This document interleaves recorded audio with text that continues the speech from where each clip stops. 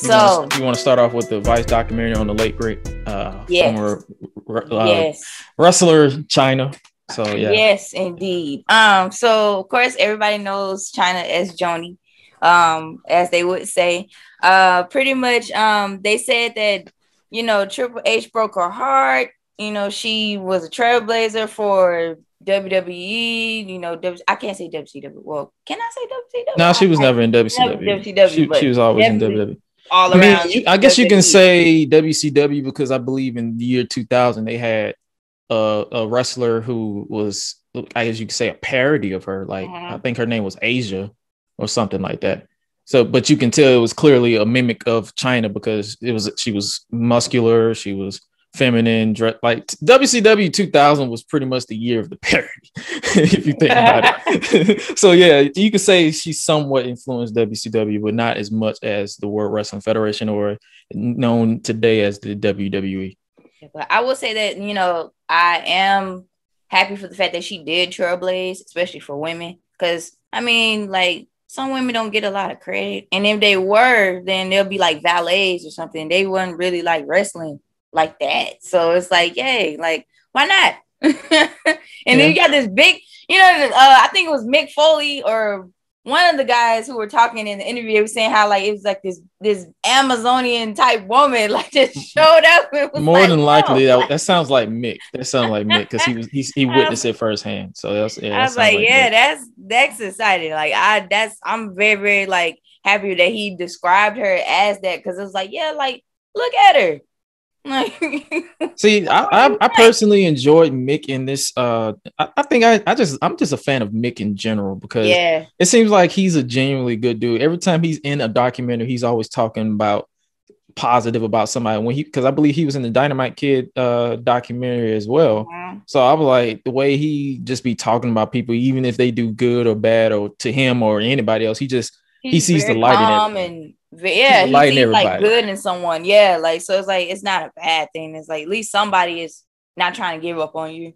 I think I to correct myself, I know who you're talking about. I think you were talking about Vince Russo.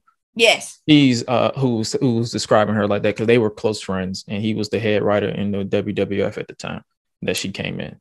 But Anthony Azaldo can kiss my ass.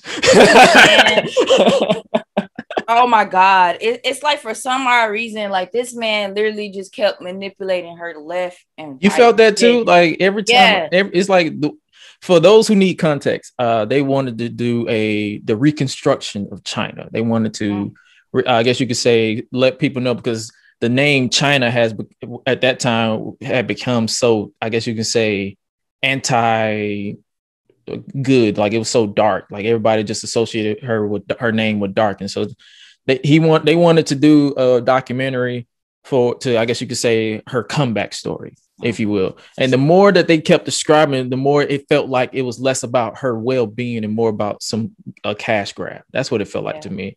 So every time I saw that, I was like, when I first started, I was like, I had some little highs, and then it's like it was a few points I was just like, I just want to grab him by his scruffy whatever he called a beard and just punch him repeatedly because I'm like, bro, you low-key just high-key manipulated her into just reliving traumatic experiences for the camera.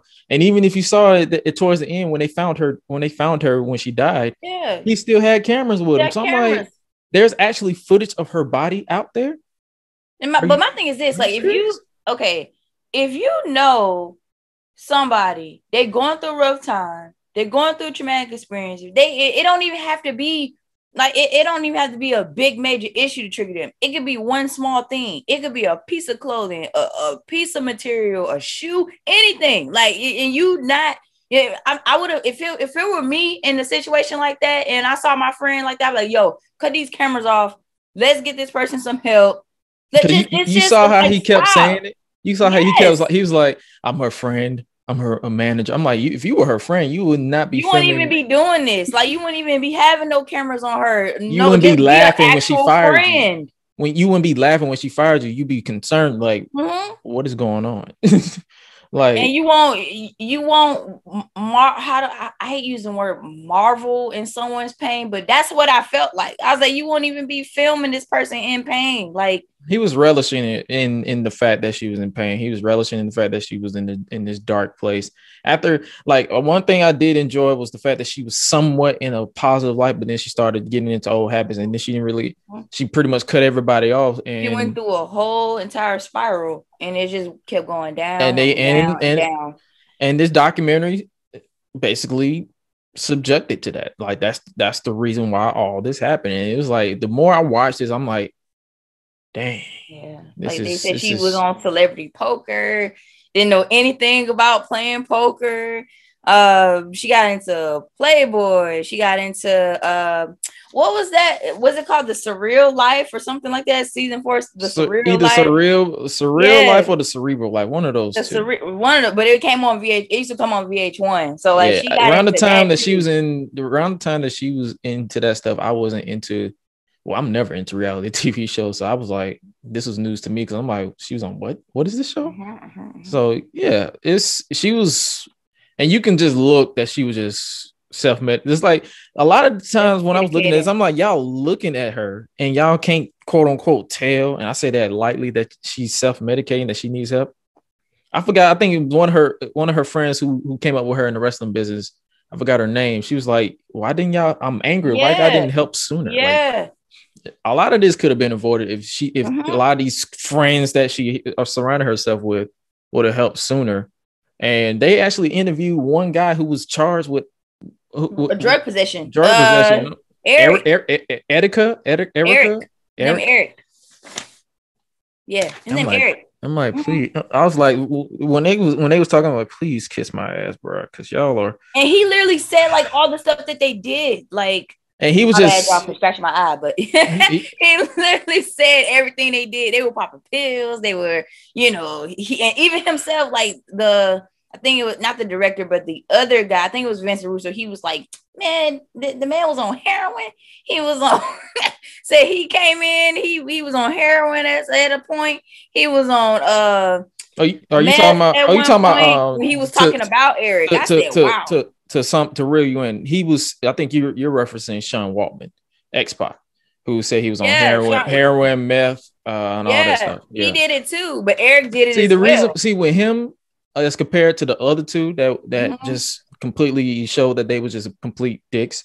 Sean is always remorseful. He's since come back, and he's always said he's regretful that he didn't help, but at the same time, he wasn't in a place to help anyone, because he was hiding his own drug issues from it. Like, you can tell that they were toxic for each other, but they were just, I believe their relationship came out of familiarity. Like, they came up in the business. Like, this was after they knew each other's struggles. Yeah. So after Chyna was excommunicated from the WWF, and Sean Waltman, I guess he was in between stages, because around that time he was out of the WWE. He was like in TNA or something. So he was in between companies. So it was just a familiar sight. They were just like, okay, you wanna try this out, and then that was complete. That entire situation was completely toxic. Hiding his stuff. He said that he was hiding his stuff from her at the time, and then he found out that she was hiding her stuff from him. Like, yeah, I'm like, whoa. That's the opposite of a healthy relationship, because y'all ain't communicating about nothing. Like, y'all not telling what nobody doing. Y'all just going through the motions, huh? Like, yeah, man. Like, watching this documentary is like, I appreciate these type of documentaries coming out, because it tells certain stuff. Like, they was like, it was a rumor. I forgot who like. This was around the time I was into the whole news article stuff, but now I don't really care about all that stuff. They was like, oh, Chyna showed up to the WWE headquarters, like causing panic and havoc. But then when they showed the footage here, she was completely calm and cool, and they just didn't want to see her. I was like, this is why documentaries like this exist, to tell you their side of the story. Because people was like, oh, she's raising sand, this, that. Yeah, the manager was saying that they were trying to get her into, inducted into WWE Hall of Fame. And that was after the Stone Cold. For those who need context, around this time, 2015, Stone Cold Steve Austin was doing the his original version of the podcast on the newer, I guess, the new WWE network at the time. And one of his earlier guests was Triple H. And the question came up was, will we see they was talking about Chyna and his history with Chyna being in the WWE because it was an unscripted podcast. And they was asking, they said, Stone Cold asked, he said, okay, well, will we ever see Chyna into the WWE Hall of Fame? And he mentioned his 8-year-old daughter at the time, not knowing who Chyna is and wanted to, and he basically the whole concept of Google is your enemy if you're trying to have a clean image, because whatever you put on the internet is still there. And he was basically saying, I don't want my daughter to Google her and see porn, which was the case because I get it. Was around the time. But then Vince Russo made a clear eureka point. He said, you're worried about this porn where she's not really doing any harm, and you have convicted murderers or accused murderers and convicts in your Hall of Fame right now. Yep. Cough, cough. Yep. Superfly Jimmy Snuka. Cough, cough. Hulk Hogan is a racist bigot, but that's neither here nor there. Like, wow. And you're worried about someone finding out that she did. Your kid is going to find out about porn at some point in their life. Like, porn is just, it's there. That excuse, when I heard that excuse, I was like, that's it? That's the only reason? And then they had the nerve to induct her into the Hall of Fame with DX. And I'm like, that's just a half-ass induction. Like, dang. But she's, even though she, like, there, it was like a part where, like, in the footage, she was saying, I'm the one that made DX. I'm the one that pushed them. She made it relevant because I made them relevant. Are you for real? Like, she made them relevant. Like, I'm not going to discredit Triple H and Shawn Michaels. She made them relevant as far as, like, interest, because DX was raunchy for the time and all that stuff. Shawn was having his drug issues. Triple H was just Triple H. But Chyna had brought eyes to DX because no one has ever seen no one like her. Like, that was the focal point of this entire document. There will never be another Chyna. And that is the bottom line truth. People can duplicate her. People can often imitate her. I mean, it won't even come close. It won't even come close. I can tell you the person who's probably a touch of a reminisce is Jade Cargill in AEW, and that's a big stretch because she hasn't even touched the surface. She hasn't even scratched the surface with her potential. But like I said, there's no duplicating Chyna at all. But it's the way this documentary was set up was to tell her side of the story, was to tell the truth on what went down with her, and then to basically expose her manager and her, I guess, the director or producer of the documentary as two dumb motherfuckers. When I saw, like, the thing is, like, gosh, like, now I'm not gonna lie to y'all, like, I do like Dark Side of the Ring, because all the superstars I even watch up growing when I was a kid, it makes me have a whole nother different perspective of them. And it's like, but my thing is when you have a perception of something, if it's there, it's there. And you gotta know that, okay, there was some good stuff too, but at the end of the day, they are a whole person. They done bad things too as well. Like, ain't nobody perfect, nobody nowhere near perfect. Like, I haven't seen, I probably have to go way back and probably watch more episodes of Dark Side of the Ring to see who was that one good wrestler where, like, I could come close to Yokozuna because Yokozuna passed away by eating so much, and it's like I feel like that's the only good story. The only one. I feel like it's the only good story that someone died. The only one. And that's not even good that you died because of eating. It's just like that seems like the most subtle. That's the most subtle death. Yeah, it's like that's about it. I don't know. Yokozuna and I guess you can say Umaga because his was drug related, but it was a drug related heart attack. But at the same time, it's like he didn't hurt anybody or he didn't do anything. So it's like I kind of. But when you look back at all these Dark Side of the Rings and these Vice versus, you realize that a lot of wrestling back then was heavy in drugs, heavy in abuse, heavy in head trauma. And when you keep hearing comments like, I guess you could say from a while ago, Undertaker said today's wrestling is soft because in the locker room they played nothing but video games as opposed to what they did back in the day, which is drugs and all this stuff. I'm like, bro, I would rather the locker room be soft because that means they're gonna be around for a long time. I don't mind playing my video game. I don't mind playing my Call of Duties or my WWE 2K or my NBA 2K, the repeated version, because 2K just duplicates games at this point in their existence. So it's like I would rather do that than to just be like I love my life.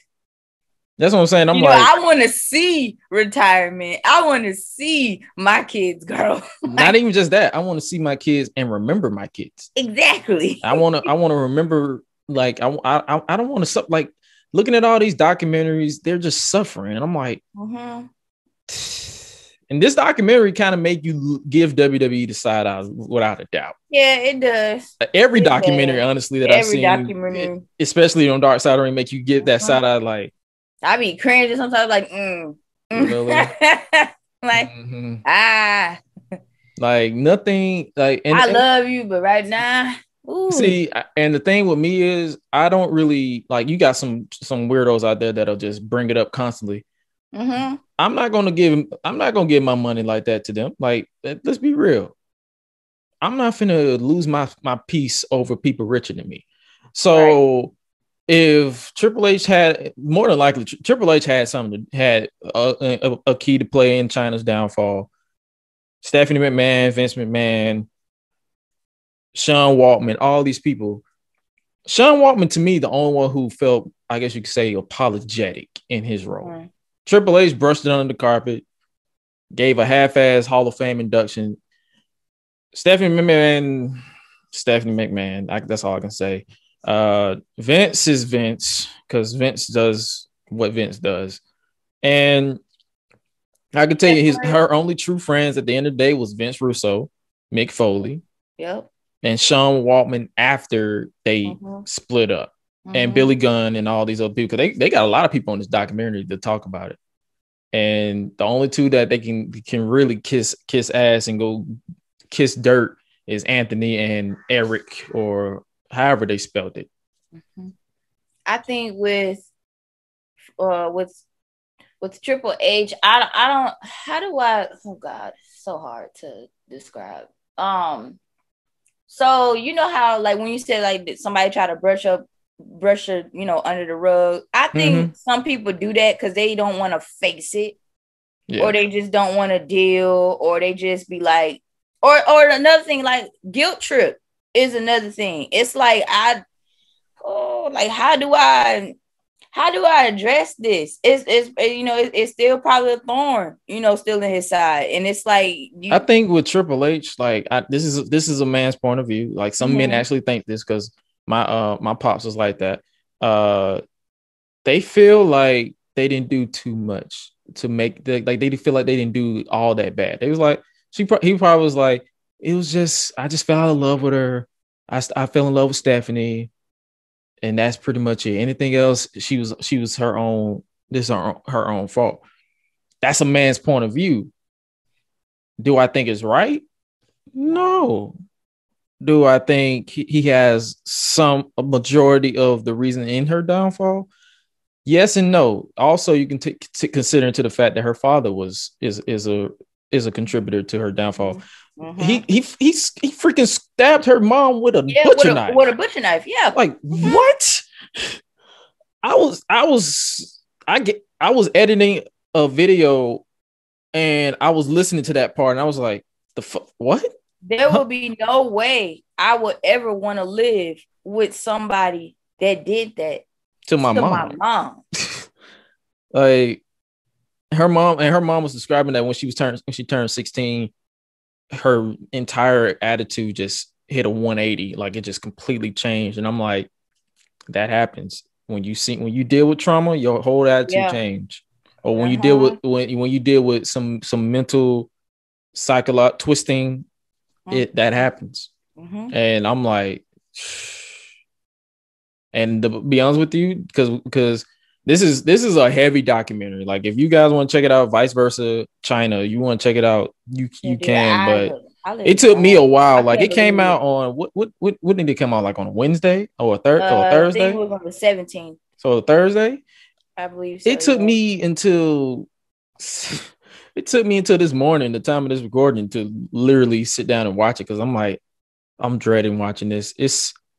It was this episode and the Dark Side of the Ring, Grizzly Smith, that I'm just like, yep, I was dreading to watch. I literally did that. Like here's the thing. Like I kind of like got mad at myself for doing it. I was proud but upset at the same time because I finished Chyna. I watched the documentary, finished it. I was like, great. And now all of a sudden I ended up watching Grizzly Smith, and I was like, why in the world did I just, dude? I was crying when I was done. I couldn't believe it. I was like, why am I need a minute.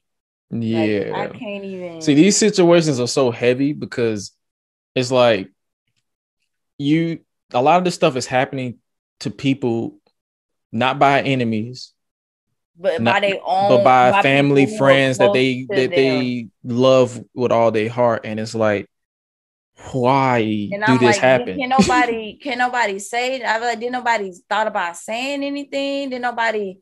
But then you think about it, a lot around that time, a lot of people didn't really speak up until social media was a thing, and when social media was heavy. So it's like by the time social media became heavy and where everybody was like, you know what, screw it. If this happens, if this affect my future, whatever. It was around the time where people were so worried about image and protective of image.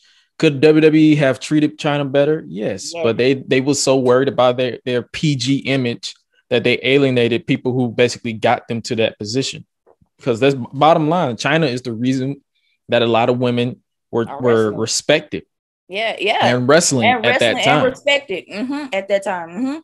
And like, no disrespect to your leaders or your Trish Stratuses or your Divas era after Chyna left, but Chyna is one of the reasons. Chyna is a household name, point blank and period. Like I know a lot of people expect us to do like a full review of this documentary, but it was so heavy that you couldn't really take notes. You really just had to sit there and digest everything that was going on, and you just saw someone just slowly but surely deteriorating to the point where she couldn't take it anymore, because she was at that point, like, I'm done. Like, why am I alive? Like, she wasn't getting any jobs in Hollywood and wrestling because they didn't really mention her. A couple movies, and they didn't mention her time in TNA, which I understand because it was literally a sip of coffee. Like, it wasn't even a whole cup. She was in there for 2 shows, and then that was it.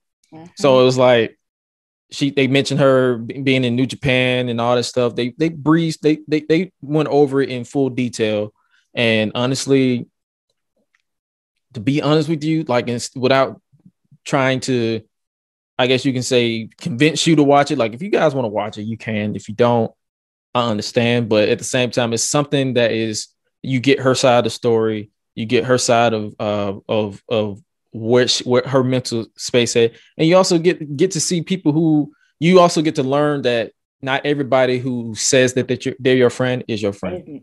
Because that Anthony, I'm trying to tell you this right now. Thank you. That Anthony dude is a piece of shit. I don't like.